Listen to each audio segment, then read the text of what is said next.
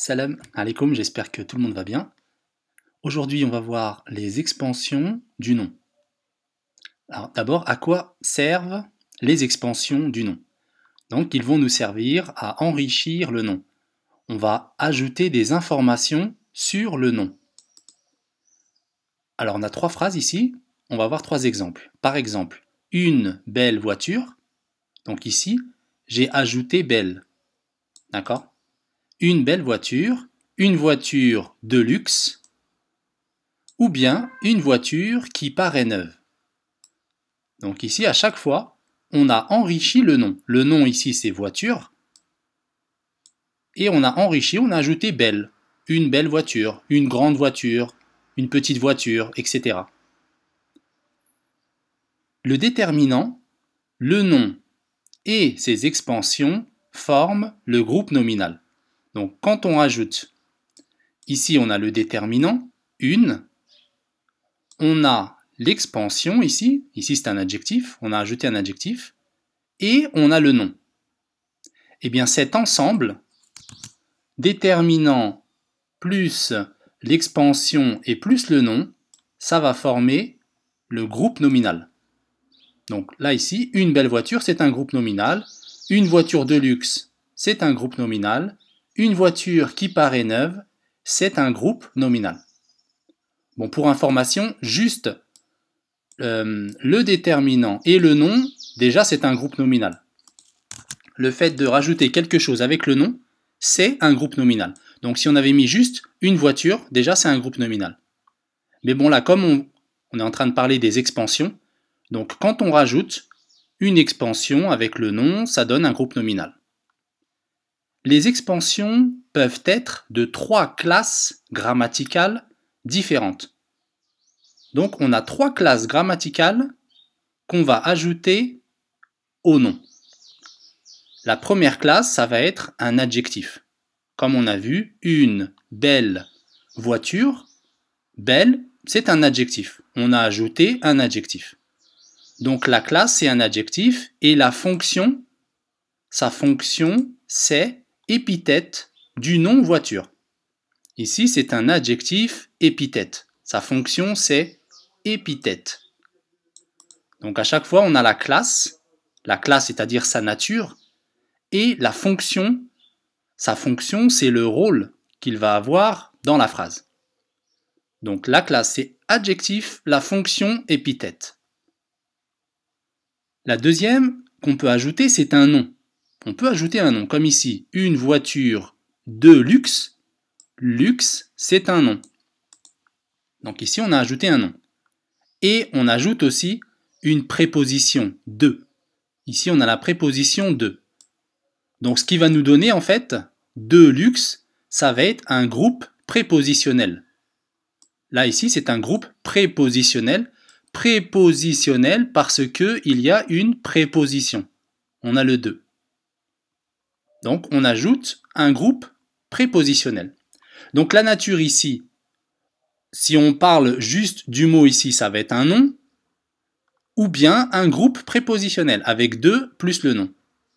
Et sa fonction, quelle est sa fonction dans la phrase « une voiture de luxe », sa fonction, ça va être complément du nom. Ici, de luxe complète le nom voiture. De luxe va compléter le nom. Une voiture de luxe. Une voiture de course. Une voiture de... je sais plus. Une voiture de quelque chose. En tout cas, quand on a le de, ça va être un complément du nom. Sa fonction, ça va être complément du nom. Ensuite, on a une proposition subordonnée relative. Comme ici, une voiture qui paraît neuve. Donc ici, qui paraît neuve, la classe grammaticale de qui paraît neuve, c'est une proposition subordonnée relative, qu'on peut appeler aussi directement la relative. Donc qui paraît neuve, c'est la relative. Et quelle est sa fonction? Sa fonction, c'est complément de l'antécédent voiture. Donc en fait, quand on parle d'une proposition subordonnée relative, la proposition subordonnée relative, elle complète un mot. Ici, elle complète voiture. Et le mot qu'elle complète, c'est un antécédent. Ici, voiture, c'est un antécédent. Donc, on va dire que sa fonction, c'est complément de l'antécédent voiture. Il complète l'antécédent voiture. Ici, une voiture qui paraît neuve, le qui remplace voiture. C'est comme si je disais une voiture paraît neuve. Une voiture, point, une voiture paraît neuve. Ici, le qui évite en même temps la répétition. Ça évite de répéter une voiture. Donc, on a vu les trois classes grammaticales. On a vu l'adjectif, le nom et la proposition subordonnée relative. Voici les trois classes qu'on va utiliser pour l'expansion du nom, d'accord? Pour enrichir le nom. On utilise l'adjectif ou bien un nom avec le groupe prépositionnel, un nom plus la préposition pour faire le complément du nom, ou bien une proposition subordonnée relative. Voilà. On va voir ici quelques remarques. La première remarque, en général, on peut supprimer les expansions du nom. En général, les expansions ici, on peut les supprimer. Bon, on aura moins de détails, on aura moins d'informations sur le nom, mais on peut les supprimer, il n'y a pas de problème. Je peux dire une voiture. Ou bien, par exemple, on va voir une phrase. Par exemple, la belle voiture que j'ai achetée. Je peux dire la voiture que j'ai achetée. Je peux supprimer belle, ce n'est pas un problème. On peut supprimer les expansions, mais voilà, on aura moins de détails sur le nom. Mais ça se supprime, on peut le retirer en général. Ça, c'est la première remarque. La deuxième remarque, le complément du nom et la subordonnée relative se trouvent après le nom. Donc ici, le complément du nom, comme ici Deluxe, il se trouve après le nom. On a le nom voiture, on a le complément qui est après. Ici, après le nom. Et c'est pareil pour la subordonnée relative. On a le nom ici, voiture, et la subordonnée relative se trouve après le nom.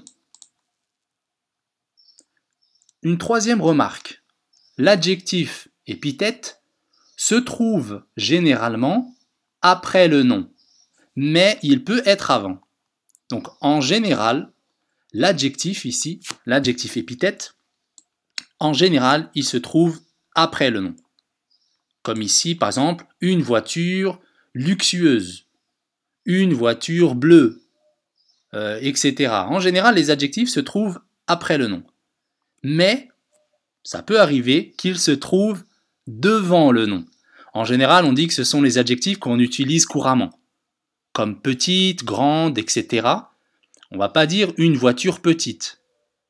On va plutôt dire une petite voiture. Donc, en règle générale, l'adjectif se trouve après le nom, mais pas toujours. Il peut se retrouver devant. Et la dernière remarque, un nom peut avoir plusieurs expansions en même temps. Dans une phrase, on peut avoir le nom, et le nom, il va avoir plusieurs expansions. Comme ici, par exemple, mon voisin a acheté une belle voiture de luxe qui paraît neuve. Donc vous voyez qu'ici, j'ai d'abord le groupe nominal, une belle voiture de luxe qui paraît neuve. Donc ici, tout ça, c'est le groupe nominal.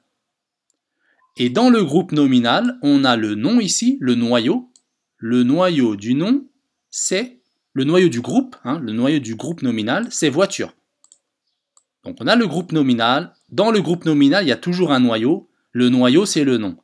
Ici, le nom, c'est voiture. Et ce qu'on va ajouter au nom, ça va être les expansions. Donc ici, justement, la remarque, c'était qu'on pouvait avoir plusieurs expansions. Ici, on a ajouté un adjectif, belle. On a ajouté un groupe prépositionnel, de luxe. Et on a ajouté la subordonnée relative, ici la proposition subordonnée relative, qui paraît neuve. Donc voilà, on peut ajouter plusieurs expansions sur un nom. Ok, je reviens. Voilà. Pour résumer. Ok. Voilà, c'est bon. Alors, pour résumer, on peut enrichir un nom avec. Donc, si on veut enrichir un nom, on va utiliser un adjectif, ou bien une préposition avec le nom, ou bien une relative. La fonction de l'adjectif est épithète. La fonction, c'est épithète.